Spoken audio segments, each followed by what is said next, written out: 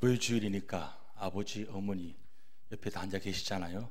한번 손 꼭 잡아드리면서 사랑합니다 하면 인사하시겠습니다.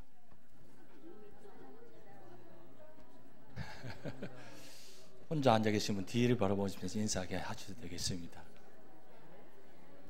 예. 참 보기 좋습니다. 이렇게 웃으시니까 얼마나 좋으세요.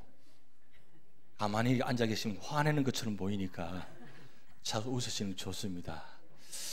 연세가 드시면 요즘 그런 이야기 많이 돕니다. 연세가 드시면 남자가 필요한 것, 여자가 필요한 것 5가지가 있다고 합니다. 먼저 남자가 필요한 것이 무엇일까요? 첫째, 아내입니다. 왜 웃으시는지 모르겠습니다. 아내 외에는 다른 거 필요해요? 아내가 제일 중요하잖아요. 그리고 두 번째가 돈임, 그 다음 건강, 그 다음 친구, 그 다음 취미입니다. 간혹 가다가 특별한 남자분들이 계십니다. 그분들 어떤 분이냐면 첫째, 부인, 두 번째, 아내, 세 번째, 집사람, 네 번째, 와이프, 마지막, 애들 엄마. 와이프가, 아내가 제일 필요한 것이 남자입니다. 근데 여자가 필요한 것 5가지. 첫째, 돈. 두 번째, 딸. 필요하죠. 딸 가진 부모님들이 참 좋아요. 아들 가진 부모님보다는 훨씬 좋은 것 같아요.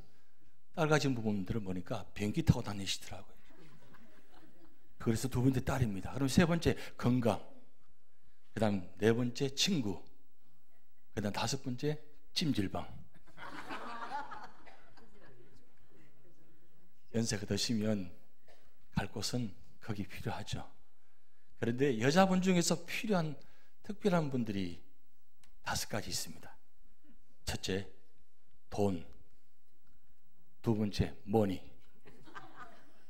세 번째, 달러. 그 다음 네 번째가 현찰. 그 다음 마지막, 캐시.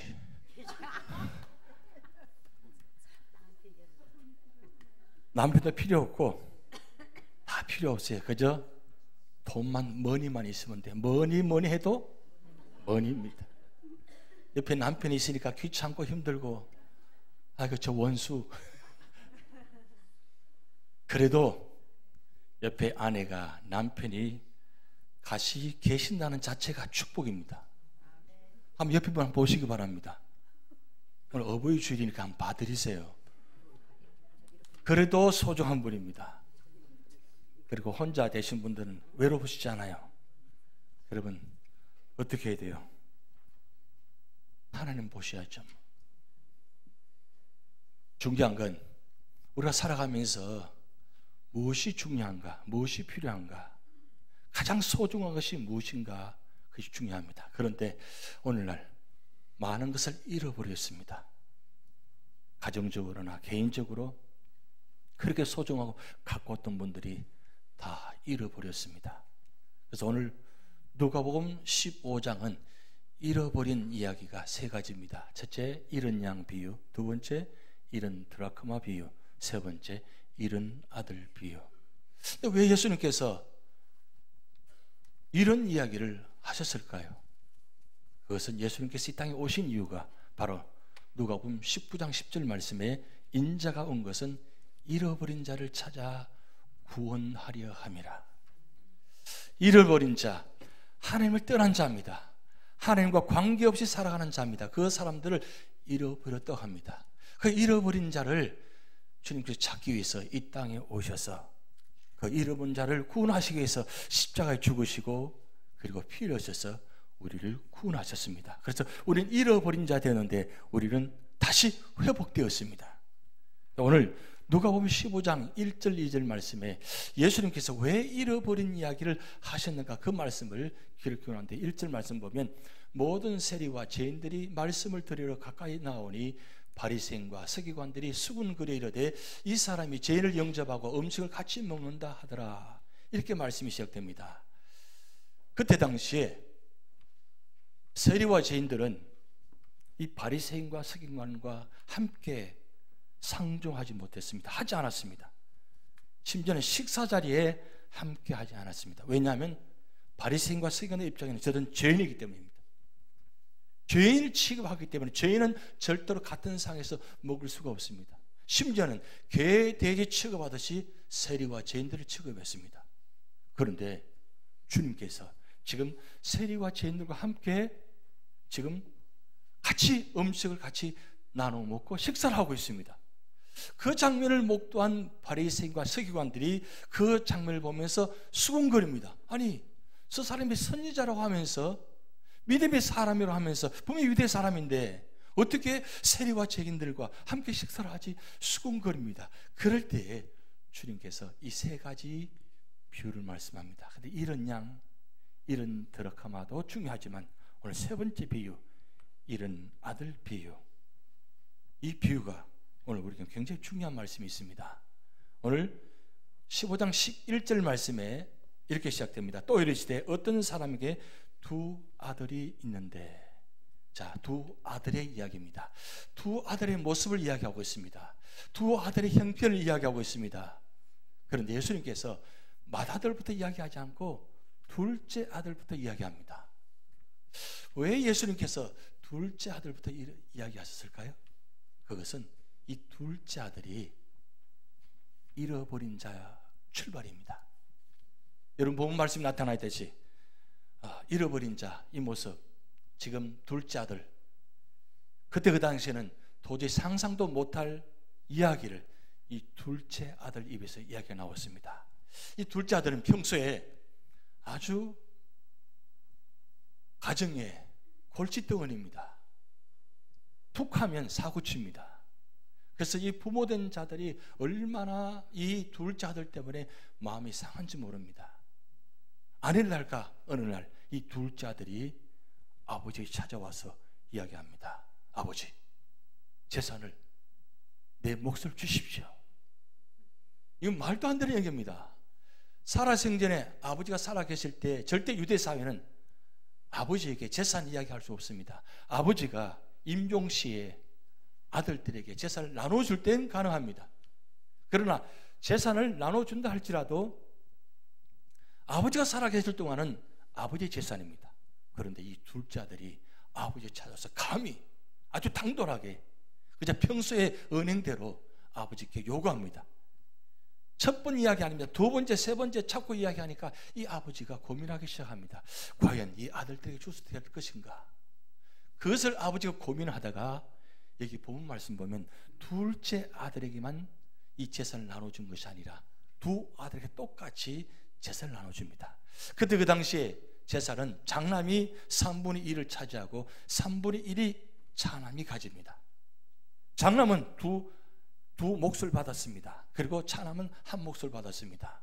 그런데 여전히 아버지 살아계십니다. 이 재산에 손을 댈 수가 없습니다. 그런데 이 둘째 아들이 아버지 재산 3분의 1을 가지고 야범도주합니다. 그리고 평소의 꿈대로 내가 이 시골 바닥에서 내가 이대로 살다가는 나는 죽겠다. 도시 한번 나가서 뭔가 한번 내가 마음껏 한번 아버지 돈을 가지고 펼쳐보겠다. 그래서 이 돈을 가지고 나가서 도시에서 사업을 시작해봅니다. 그런데 쉽지 않습니다. 결국 오늘 본문 말씀 들어보면 돈을 다 탕진합니다. 그런데 사업에 투자해서 망하면 무슨 이야기가 되어집니다.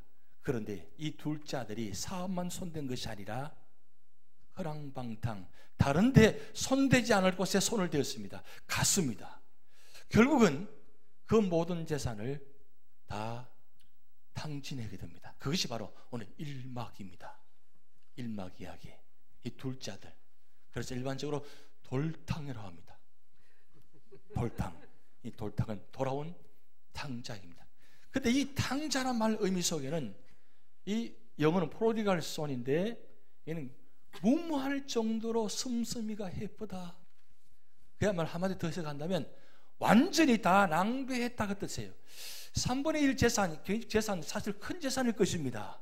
그런데 이 재산을 그 많은 재산을 그가 가서 다 탕진해 버렸어요. 그래서 무모할 정도로 이 탕진해 버렸습니다. 그러니까 이제 돈이 없습니다. 갈 곳이 없습니다. 그래서 간 곳이 돼지 우리에, 돼지와 함께 돼지 지엽 열매를 먹고 살 수밖에 없습니다. 그런데 그 돼지 지엽 열매도 주인이 줘야만 먹을 수 있는 형편입니다. 그런 상황이 되어졌을 때 이 둘째 아들이 하루 이틀 지나면서 자기 자신을 되돌아봅니다. 내가 왜 이렇게 되었나? 꿈에 꿈도 꿉니다. 밤을 잠을 못합니다. 근데 가만히 생각해 보니까 아버지 집에 종들도 돼지 지엽 열매를 먹지 않는데 자기가 지금 돼지 지엽 열매를 먹고 있다는 사실, 이 기가 막힙니다. 그때 그가 고백합니다. 내가 하늘과 아버지께 죄를 지었다. 그래서 오늘 18절 말씀 이렇게 고백합니다. 내가 일어나 아버지께 가서 이르기를 아버지 내가 하늘과 아버지께 죄를 지었사오니 19절 지금부터는 아버지의 아들이라 일컬음을 감당하지 못하겠나이다. 나를 품꾼의 하나로 보소서 하리라 하고 20절 이에 일어나서 아버지께로 돌아가니라. 아직도 거리가 먼데 아버지가 그를 보고 척을 여겨 달려가 목을 안고 입을 맞추니. 자, 지금 보세요. 이 둘째 아들이 그 돼지 우리에서 고백하면서 회개하면서 내가 아버지께 도저히 아버지 아들이라 할 수 없습니다. 그러기에 이 아들은 감히 아버지 아들이라 말할 수 없고 나는 아버지의 종이 되겠다. 종이라도 되어서 아버지 집에 돌아가겠다. 그 정도로 지금 자신을 완전히 낮춰버립니다. 그러면서 회개합니다. 하나님과 하나님 앞에서 내가 아버지께 죄를 지었다. 그러면서 그가 고백하고 회개한 내용의 모습이 오늘 여러분들이 나눠드린 아버지 품으로 찬양입니다. 아버지 품으로. 아버지 품이 왜 중요합니까? 아버지 품은 다 받아주신 찬양 모습입니다. 아버지가 아니고는 이 세상에 누구도 받아주지 않습니다. 이건 어머니, 아버지, 어버이의 모습입니다. 어버이는 그 자식이 잘못되어 대해서 야단치지 않습니다. 왜요? 이미 알잖아요. 이 둘째 아들이 어떤 모습으로 살아왔는지 저 모습 보니까 내 성격 나를 닮았어. 저 못된 성격, 저 잘못된 성격 내 속에 나를 닮은 것 같아. 그래서 부모는 그 자식이 잘못된 것을 보면서 늘 자기 자신이 회개합니다. 내가 잘못했어. 내가 성격이 잘못되어서 내 아들에게 물려주었구나. 그래서 늘 마음에 죄책감이 있습니다. 그런 아들이 지금 그 재산을 가지고 도망가 버렸습니다. 이 아버지는 그 아들이 떠난 날부터 잠을 잘 수가 없습니다. 혹여나 그 아들이 밤에 돌아오지 않을까 문을 열어놓고 기다리고 있습니다. 그런 모습 속에서 이 아들이 돌아오는 장면입니다. 이 아버지 품으로 한번 가사의 뜻을 의미하면서 내가 아버지 집으로 돌아오는 마음으로 함께 찬양 드렸으면 좋겠습니다.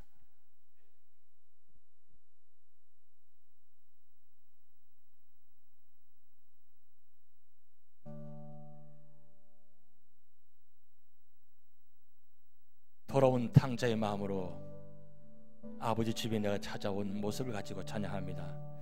나 이제 돌아가리라. 아버지 기다리시는 본향으로. 나 이제 돌아가리라. 아버지 안아주시는 본향으로. 나 이제 돌아가리라. 아버지 눈물 흘리신 그 품으로. 나 이제 돌아가리라. 아버지 변치 않으신 그 품으로. 나의 어리석은 지난 나를 이제 가슴 치며 회개하오니 나의 모든 죄를 용서하시고 그 사랑으로 감사 주소서. 나 이제 돌아가리라. 나 이제 돌아가리라. 아버지 기다리시는 본향으로 나 이제 돌아가리라. 아버지 안아주시는 본향으로 나 이제 돌아가리라. 나 이제 돌아가리라. 아버지 눈물 흘리신 그 품으로 나 이제 돌아가리라. 아버지 변치 않으신 그 품으로 나의 방황했던 지난 날에 이제 눈물로써 회개하오니 나의 상한 마음 만져주시고 그 사랑으로 감사 주소서. 나의 방황했던 지난 날을 나의 방황했던 지난 날을 이제 눈물로써 회개하오니 나의 상한 마음 만져주시고 그 사랑으로 감사 주소서. 그 사랑으로 감사 주소서. 둘째 아들이 아버지의 사랑을 바라보면서 아버지는 받아주실 것이라는 그 마음, 여러분 이것이 바로 부모님 마음입니다. 부모님은 언제나 우리 마음을 받아주실 준비가 되어 있고 언제나 다가올 때마다 품어주시는 것이 부모님의 마음입니다. 그런데 같이 있는 둘째 아들이 지금 맏아들, 이 아들이 집탕입니다. 집탕, 집안의 탕자예요. 둘째 아들은 돌아온 탕자의 의미가 있습니다. 잘못했습니다. 그런데 첫째 아들, 맏아들은 잘못한 게 없습니다. 착합니다. 그저 부모님 말씀에 순종하고 그대로 다 지켜나갑니다. 그런데 왜 이 첫째 아들이 집탕이 되었습니까? 지금 둘째 아들 돌아오는 장면 속에서 이 아버지가 그냥 맞이한 것이 아니라 아주 대단한 잔치를 벌이고 있습니다. 옷을 입히고 가락지를 끼우고 신발을 신어줍니다. 이거는 도저히 상상도 못할 일입니다. 둘째 아들은 상상도 못할 일이 지금 당하고 있습니다. 그런 아버지의 모습, 그런 상황 속에 지금 둘째 아들이 일 나갔다가 돌아오는 속에 이상한 소리가 들립니다. 그래서 종을 부릅니다. 지금 무슨 소리냐고. 그럴 때 종이 당신의 동생이 돌아왔습니다. 그래서 아버지가 지금 잔치를 벌이고 있습니다. 그럴 때에 이 맏아들이 뭐라고 이야기합니까? 28절, 그가 노하여 들어가고자 하지 아니하였다 그랬어요. 왜 노했어요? 노할 일이 아니잖아요. 동생이 돌아왔는데 환영해야죠. 얼른 뛰어 들어가서 동생을 끌어안으면서 그래 그동안 고생 많았지, 그래 수고해서 잘 돌아왔어, 그 몰골이 말이 아닌데 그 옷을 바꿔놓게 이제 사람이 되었어요. 환영해야 되잖아요. 그런데 맏아들은 환영하지 않습니다. 노했습니다. 왜 노했습니까? 자기 재산 때문입니다. 지금 아버지가 갖고 있는 이 두 목, 자기 몫입니다. 그런데 아버지가 자기와 의논도 없이 이 돈을 동생을 위해서 함부로 사용한 겁니다. 이게 무슨 뜻입니까? 둘째 아들이 돌아와서 아들로 삼았다는 뜻은 지금 3분의 2 재산을 받았습니다. 그러면 3분의 2는 없어졌어요. 그런데 둘째 아들이 돌아와서 아들로 맞이했다면 이 두 목 중에 또 나눠야 돼요. 그걸 이 맏아들은 노할 수밖에 없는 상황입니다. 내 몫을 또 나눠야 된다. 이 기가 막힌 일 아닙니까? 여러분 그런 몫을 받아본 적이 없어서 그런지 눈만 끔벅끔벅하고 계시는데 좀 그런 재산이 있었으면 좋겠다 생각 들습니까? 그런데 이 맏아들 입장에는 용서가 되지 않습니다. 이미 왜냐하면 이 둘째가 어떻게 살아온 모습을 이 맏아들은 다 알고 있습니다. 그래서 29절 말씀에 이야기합니다. 아버지께 대답하여 이르되 내가 여러 아버지를 섬겨 명을 어김이었거늘 내게는 염소 새끼라도 주어 나와 내 넋으로 벗으로 즐기게 하신 일이 없더니 30절 아버지 살림을 장녀들과 함께 삼켜보니 이 아들이 돌아오매 이를 위하여 살찐 송아지를 잡으셨나이다. 보세요. 첫째 아들은 지금 둘째 아들이 동생이 어떻게 살았는지 다 알고 있었던 뜻이에요. 바로 이야기합니다. 아버지 살림을 장녀들과 함께 거기 삼켜보는 이 아들, 내 동생 이야기합니다. 이 아들이 합니다. 이 아들, 버린 이 아들. 기가 막히지 않습니까? 아니 그렇게 집을 지키면서 수고했는데 염소 새끼 한 마디 잡아주지 않았는데 어떻게 이 당신의 아들, 이 둘째 돌아왔다고 해서 이렇게 환영해 줍니까? 기분 나쁘죠? 화가 납니다.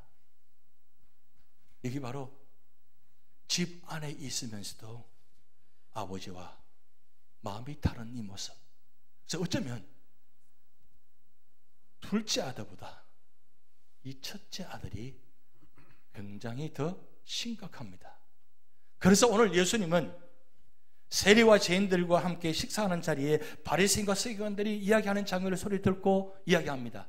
수군거립니다. 그 장면을 목도하면서 예수님께서 비유로 설명하신 이유가 바로 여기 있습니다. 둘째 아들은 바로 세리와 죄인들을 대상으로 이야기한 이야기고 이 맏아들은 바로 바리새인과 서기관들의 이야기입니다. 지금 아버지와 함께 있습니다. 예수님과 함께 있습니다. 예수님과 함께 있으면서도 마음이 하나가 될 수가 없습니다. 하나 되지 않습니다. 그 모습이 바로 맏아들의 모습과 같다는 거죠. 이 맏아들은 집을 지킨다고 하지만 착합니다. 착하지만 착한 면 속에 엄청난 마음이 나눠집니다. 몸은 함께 있습니다. 같이 교회를 섬기며 같이 함께 예배드립니다. 몸은 같이 있습니다. 그런데 마음은 다릅니다. 그렇게 오랫동안 한 교회에서 신앙생활하고 함께 지내왔는데 아직도 내 마음이 다릅니다. 여러분 돌탕, 집탕은 들어보셨는데 들탕 들어보셨습니까? 들탕. 이 들탕은 들어오지 않는 탕자입니다. 돌탕은 집탕은 들어와 있습니다. 집안에 들어왔어요. 그런데 들탕은 들어오지 않습니다. 무슨 뜻입니까? 집안에 들어와 있긴 있지만 마음이 다른 데고 가서가 있다는 뜻이에요. 우리가 신앙생활을 하면서 교회 안에 있으면서 아직도 내 마음이 어디 있습니까? 예배드리면서 기도하면서 선교하면서 같이 봉사하면서 우리 마음들이 어디가 있습니까? 그 마음, 그것을 들탕이라고 합니다. 그런데 주님께서는 이 집탕, 돌탕, 들탕을 다 환영합니다. 보세요. 탕부 아버지. 그래서 거기 바로 산막입니다. 산막 탕자를 받아주시는 아버지. 엄청나게 탕자를 정말 사용도 못할 엄청난 돈을 사용해가지고 그렇게 쓸모없이 뱉는 그 탕자의 모습처럼 탕부 아버지도 이 탕자를 맞이하기 위해서 엄청나게 돈을 사용합니다. 그것이 아버지의 마음입니다. 보세요. 오늘 22절 이렇게 말씀합니다. 아버지는 종들에게 이르되 제일 좋은 옷을 내어다가 입히고 손에 가락지를 끼우고 발에 신을 신기라. 23절 그리고 살찐 송아지를 끌어다가 잡으라 우리가 먹고 즐기자. 24절 같이 있습니다. 이 내 아들은 죽었다가 다시 살아났으며 내가 잃었다가 다시 얻었노라 하니 그들이 즐거워하더라. 그 다음 31절 아버지가 이르되 예 너는 항상 나와 함께 있으니 내 것이 다 내 것이로되 이 내 동생은 죽었다가 살아났으며 내가 잃었다가 얻었기로 우리가 즐거워하고 기뻐하는 것이 마땅하다 하니라. 둘째 아들이나 맏아들이나 다 아버지 아들입니다. 차별두지 않습니다. 예수님은 세리와 죄인들만 사랑하시는 것이 아니라 바리새인과 세경들 맏아들도 사랑하신다는 뜻이에요. 누구든지 다 사랑하시는 분이 바로 주님이십니다. 근데 오늘 여기 이 모습 속에서 이 부모님의 사랑을 확인할 수 있습니다. 부모님의 사랑은 네 가지입니다. 아낌없이 주는 사랑, 있는 거 다 내어서 주는 사랑, 그리고 바라보며 기다립니다. 아들이 돌아올 때까지 기다립니다. 그리고 모든 것을 품고 덮는 것이 사랑입니다. 맏아들은 품지 못했습니다. 덮지 않습니다. 드러냅니다. 그런데 아버지는 품어버립니다. 둘째 아들이 어떻게 하면 아버지께 말할까? 그 말하는 순간에 아버지가 어땠습니까? 모락 끌어안고 입을 맞춰버립니다. 말이 필요 없는 거예요. 돌아왔어요. 살아있는 것만 해도 감사한 거예요. 이미 살아있는 거예요. 그것만 해도 감사한 일이에요. 여러분, 우리가 함께 이렇게 같이 함께 있는 모습, 이 모습이 얼마나 감사한 일입니까? 바로 네 번째, 믿어주며 축복하는 사랑. 그것이 바로 부모님의 사랑입니다. 여러분, 옥결각선 부모님의 사랑은 바로 하나님의 사랑입니다. 오늘 본문에서 가장 중요한 일은 바로 맏아들 이야기입니다. 맏아들, 그 맏아들이 동생을 품어야 됩니다. 그런데 품지 않았습니다. 왜 예수님께서 맏아들을 강조할까요? 바로 예수님 당신 자신이 맏아들이 되셨다는 사실입니다. 로마서 8장 29절 30절 보면 자기 자신을 맏아들이 됐다고 말씀하고 있습니다. 왜 맏아들이 되셨어요? 진짜 맏아들이 되신 이유가 무엇입니까? 이 맏아들이 품지 않았거든요. 그런데 예수님은 우리의 맏아들이 될 수 있어 이 땅에 오셔서 피 흘리시면서 다 품으셨습니다. 저와 여러분을 품으셨습니다. 그것이 바로 주님의 사랑이고 하나님의 사랑입니다. 그래서 부모님의 사랑을 통해서 예수 그리스도를 통해서 하나님의 사랑을 나타내셨습니다. 그 사랑을 받으셨기에 오늘 여러분이 이 자리에 앉아 계시는 겁니다. 어버이 주일, 내가 과연 나의 모습은 첫째 아들의 모습입니까? 둘째 아들의 모습입니까? 오늘 많은 교회가 이 맏아들의 모습이 많이 갖고 있다고 합니다. 그래서 둘째 아들이 돌아올 때에 환영하지 않습니다. 심지어는 맏아들만 왔다 갔다 합니다. 그래서 어떤 교회는 새가족 모임에 돌탕이 와야 되는데 집탕만 와서 집탕이 아니라 나중에는 잡탕이 되었다고 이야기합니다. 그것이 오늘 교회 모습입니다. 진정한 모습은 돌탕입니다. 주님은 저도 여러분도 마찬가지 돌탕입니다. 과거에 주님을 떠난 모습을 살다가 주님께서 품어주시기에 이 자리에 와서 주님 은혜로 말미암아 주님의 사랑을 말미암아 회복되어서 예배드리고 하나님의 자녀로 살아가고 있지 않습니까? 이 사랑을 누굴 통해 나타내시냐? 부모님을 통해서 나 사랑을 나타내시는 겁니다. 그러기에 우리는 그 부모님의 사랑을 우리는 받았습니다. 그러기에 부모된 자로서 사랑은 치사랑이 아니고 내리사랑이라고 합니다. 사랑은 내리사랑이라고 합니다. 위에서부터 내려갈 때 그 사랑이 온전해지고 그리고 그 사랑을 받은 자들이 회복되어지고 축복입니다. 위에서 내려오신 분이 바로 주님이십니다. 내리사랑하셨습니다. 그분이 맏아들 되시기 위해서 오셨습니다. 맏아들 되셨습니다. 그러기에 오늘 우리는 구원받은 자입니다. 교회에서나 가정에서나 이 사랑이 넘쳐 흐를 때에 교회가 회복되고 가정이 회복되는 놀라운 구원 역사가 나타날 줄 믿습니다. 기도하시겠습니다.